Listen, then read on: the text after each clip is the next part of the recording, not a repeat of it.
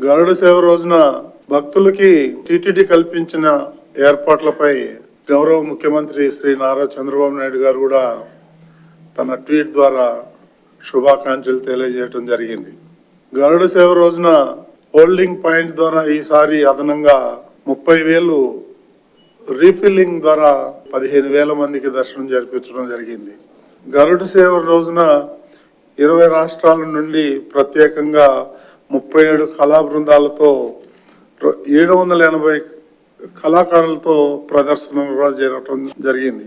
16 రకాల అన్నప్రసాదాలు తయారు చేసి భక్తులకి ప్రతి 2 గంటలకు ఒకసారి వాళ్ళకి ఇవ్వటం కూడా జరిగింది. భక్తులు ఎలాంటి అసౌకర్యం కలగకుండా వాళ్ళకి అన్ని రకాలైనటువంటి పానీయాలు కానీ తినుబండారాలు కానీ ఇవన్నీ కూడా వాళ్ళకందరికీ ఇవ్వటం జరిగింది. చిన్నపిల్లలకు కూడా పాలు, బాదం పాలు ఇవన్నీ కూడా ఇవ్వటం జరిగింది.